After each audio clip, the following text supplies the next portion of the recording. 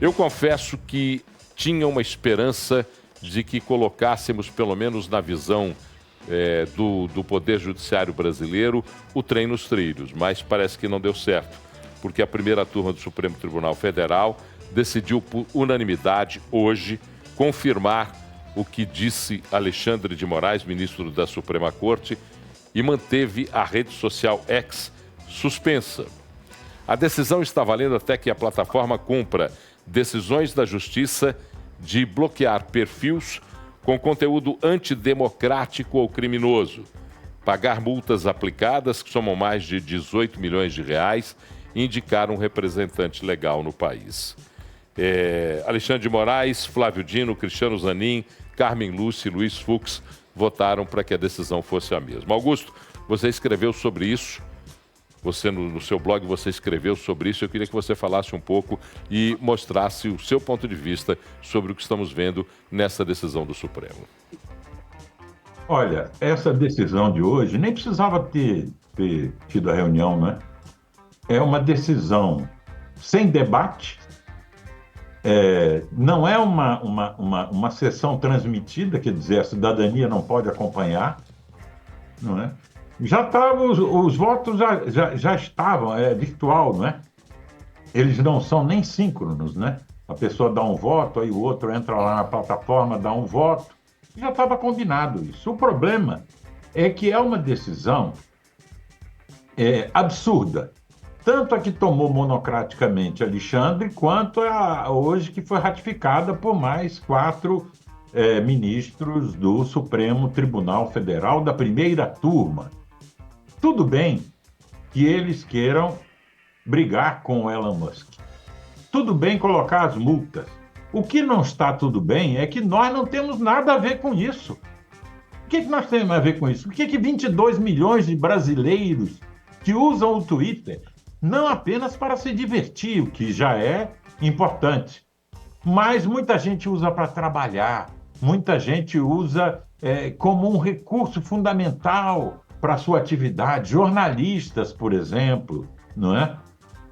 Os principais políticos do mundo, eles dão suas declarações no Twitter.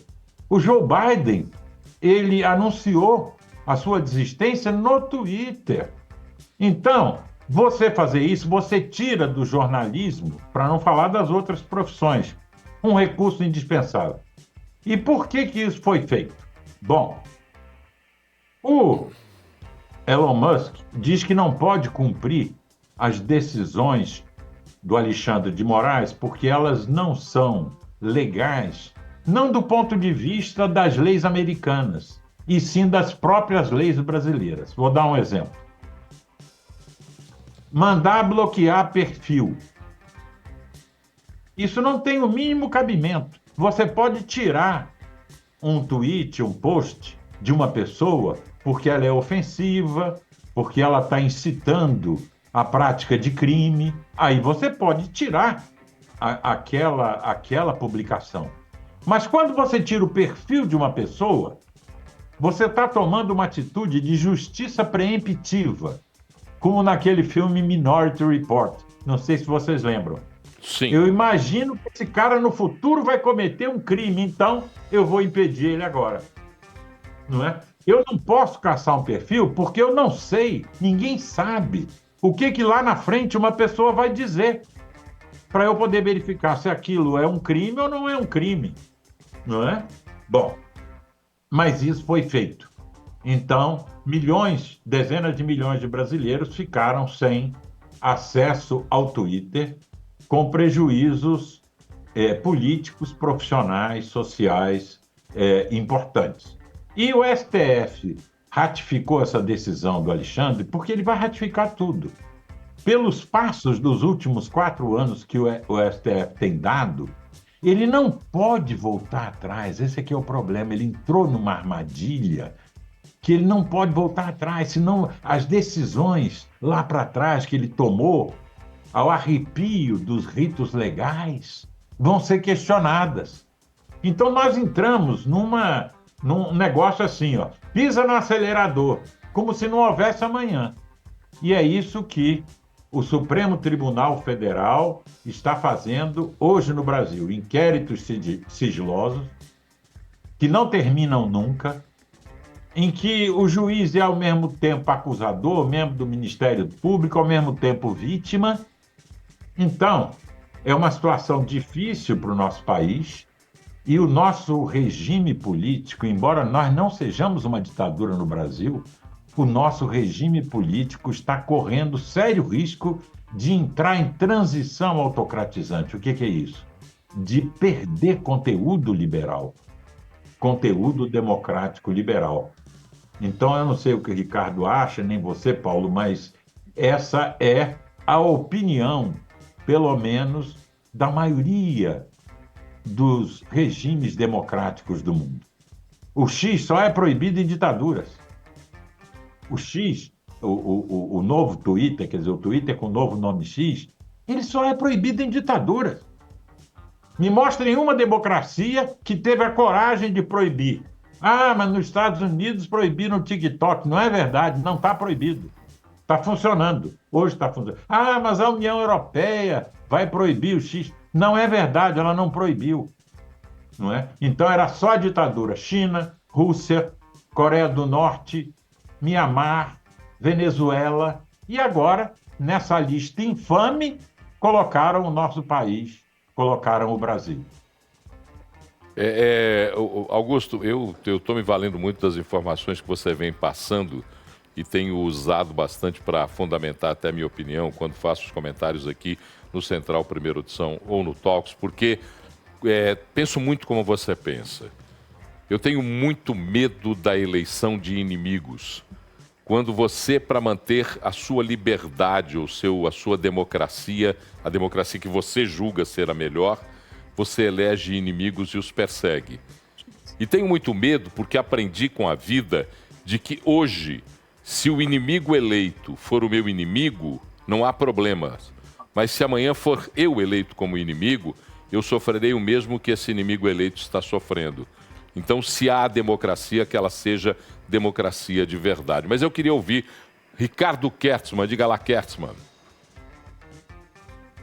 Bom, deixa eu só fazer na verdade não é um reparo, não é isso, mas fazer uma observação com relação à fala do Augusto. O Twitter, né, o X, ele não está proibido no Brasil, gente. O Brasil não proibiu a operação aqui, não.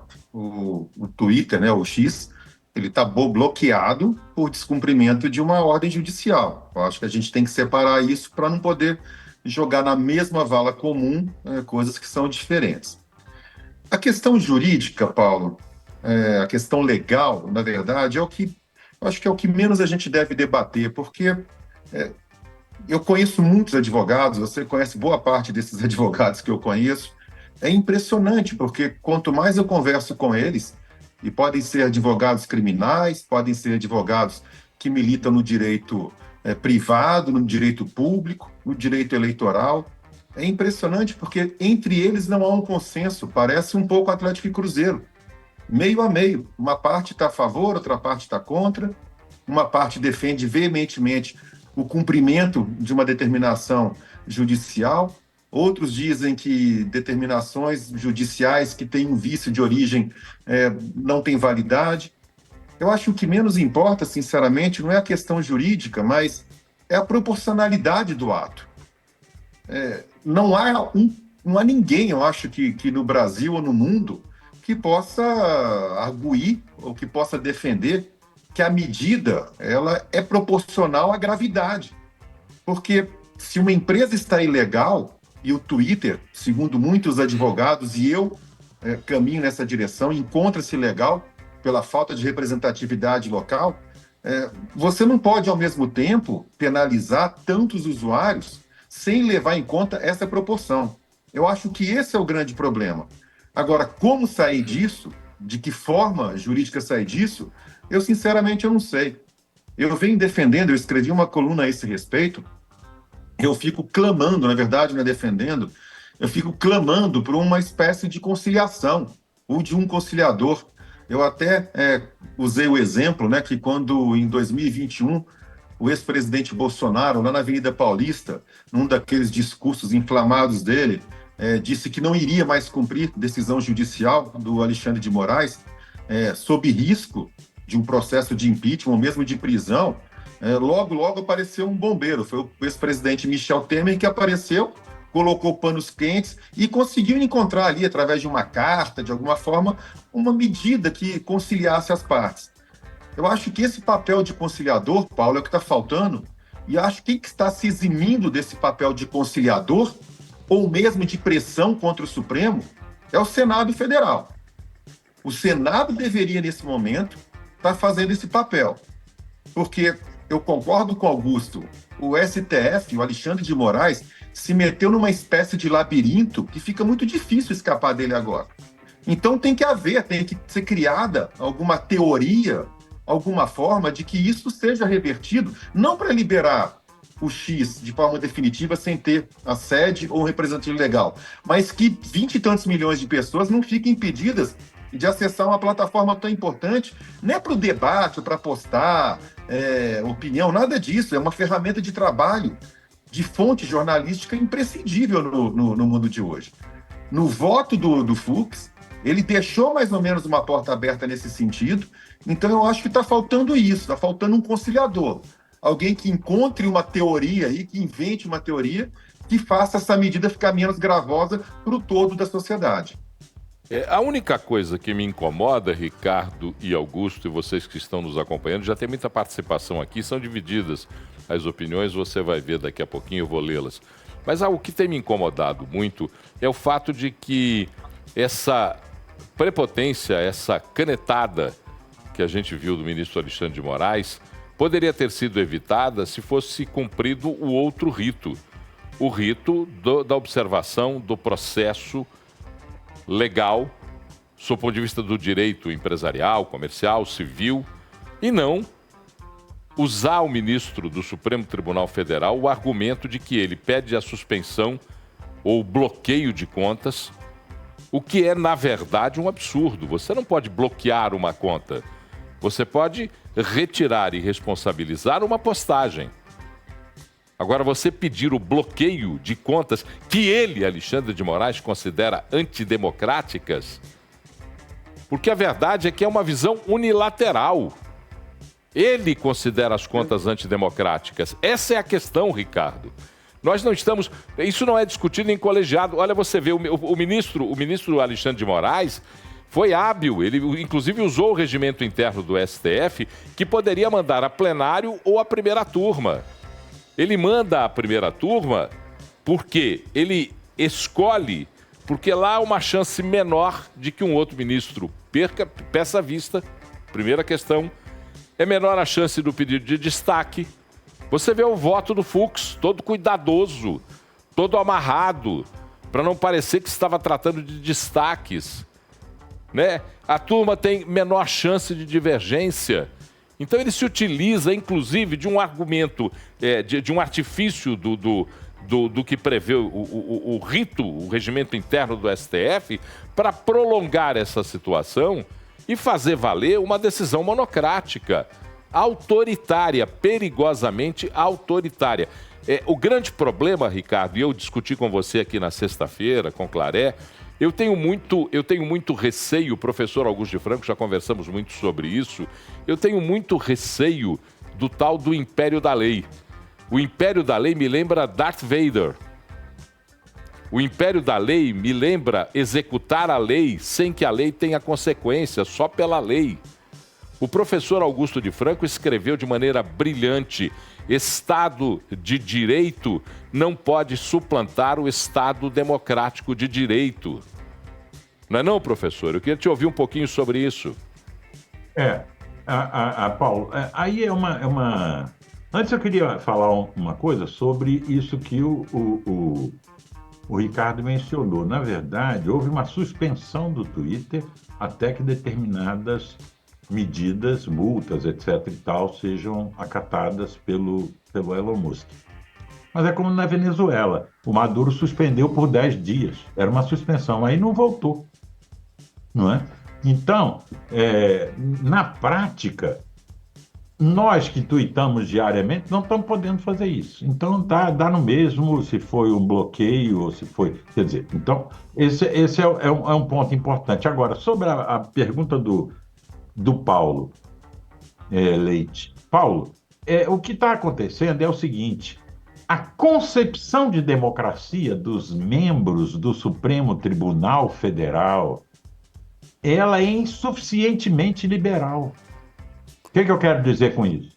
Eles aprenderam o que é a democracia em cursos de direito, na interação com seus pares. Então, eles acham que a democracia é o Estado de Direito, é impor a lei e a ordem. Então, cabe ao Estado impor à sociedade a lei e a ordem. Só que o que define uma democracia liberal não é isso. É claro que tem que ter império da lei, é claro que tem que impor a lei e a ordem, mas o que define a democracia é a capacidade da sociedade de controlar o Estado, e não a capacidade do Estado se impor à sociedade, transformando a sociedade numa espécie de domínio do Estado, quase no sentido feudal mesmo da palavra domínio. Né? Então, isso é muito difícil, porque o mundo jurídico é uma bolha à parte. Então, a democracia só se mantém se mantiver a cultura democrática na sociedade. Essa cultura não depende da lei, ela depende muito mais de leis não escritas. O Péricles já falava isso. O Péricles, que foi o grande expoente da democracia ateniense, falava: o fundamental aqui, segundo o relato do historiador Tucídides, é essas leis que não estão escritas, mas que todo mundo concorda em obedecer. Essa dificuldade que os membros do Supremo Tribunal Federal têm, se você pegar um membro do Supremo e perguntar para ele: vem cá, explica para mim, por que o Brasil, segundo os principais institutos que monitoram os regimes políticos no mundo, por que o Brasil não é uma democracia liberal? Ou por que o Brasil não é uma democracia plena? Eles não sabem explicar. Não é? Porque eles acham que a democracia é um modelo que está engessado num conjunto de leis e que aquilo... Bom, por que eu estou dizendo isso? Porque isso é fundamental num momento como esse. Para eu tomar uma medida, ainda que legal, que restringe direitos políticos e liberdades civis, eu tenho que produzir um novo consenso na sociedade, porque senão eu tiro da sociedade a capacidade dela controlar o Estado. Ela passa a ser, quer dizer, um conjunto de pessoas que eu posso fazer com elas o que eu bem entender, porque eu digo: não, está na lei. Além do que, decisão judicial não é lei, né? Vamos colocar isso. Decisão judicial não é lei. Quando o Supremo Tribunal Federal ratificava todas as medidas do Sérgio Moro, lembram disso? Uhum. Durante um tempo imenso, ela ficava ratificando. Não, está certo, não, a Lava Jato está certo. Não. Depois voltou completamente atrás. Então, ele estava errado quando estava certo quando ratificou, ou estava certo quando voltou atrás depois? Então, tem que entender isso e relativizar, porque na democracia não tem um oráculo, não tem um conjunto de ditadores, no sentido, não é, original da palavra, de reitores da sociedade, que vão dizer o que a sociedade tem que fazer. Kertzmann, você está querendo falar, eu já percebi que você, enquanto eu e o Augusto falávamos, você ficava aí observando e eu sei que você tem para completar. O rico desse nosso debate é que a gente vai chegando e trazendo informações e nenhum de nós quer a conclusão, não. Porque senão seria pretensioso e nós seríamos também tiranos da opinião. Nós estamos discutindo, amplificando essa discussão e querendo que todos aqueles que nos ouvem, aqueles que nos assistem, possam também participar dessa grande discussão. Queria te ouvir mais uma vez, Kertzmann. Eu queria, na verdade, Paulo, complementar um pouquinho do que o Augusto falou, do que você falou, e trazer para esse caldo que a gente está cozinhando aqui, porque eu acho que é isso mesmo, a gente tem que ruminar essa situação toda e extrair o que tem de melhor da opinião de cada um para tentar chegar num consenso que seja bom para o país, né? Não se trata aqui de querer fazer prevalecer o meu entendimento, o Augusto fazer prevalecer o dele, ou você o seu. E eu acho que é esse espírito, na verdade, Paulo, que está faltando na Suprema Corte. Quando você fala que o Xandão, que o ministro Alexandre de Moraes, poderia ter levado ao plenário e utilizou-se do regimento do STF para poder levar para a turma, né, eu acho que vai muito ao encontro disso que eu acabei de falar. Ele de alguma forma, ele pretende restringir o debate a um grupo e que ele sabe que é favorável à opinião dele. No caso, o que ele quis, na verdade, foi escapar da possibilidade de algum ministro pedir vista, por exemplo, ou pedir um destaque, e nesse momento a decisão ficar suspensa até que isso seja levado a julgamento definitivo pelo Pleno. Paulo, o mais importante nessa história toda, eu reforço o que eu disse na minha primeira intervenção, a despeito do que eu acho, do que você acha, do que Augusto acha, do que advogado A ou B acham, do que os próprios ministros acham, eu acho que o mais importante é ter fortalecido, obviamente, além do direito de expressão, além da democracia como um todo, é ter restabelecido o direito ao uso de uma ferramenta que hoje em dia se tornou fundamental para a sociedade, fundamental para o trabalho de milhões de pessoas dentro da sociedade. E, repito, isso não está sendo levado em conta.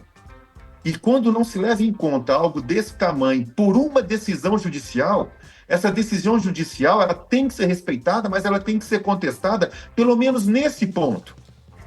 Eu não estou defendendo aqui que o ministro Alexandre de Moraes tenha decidido que isso vá para água abaixo, não.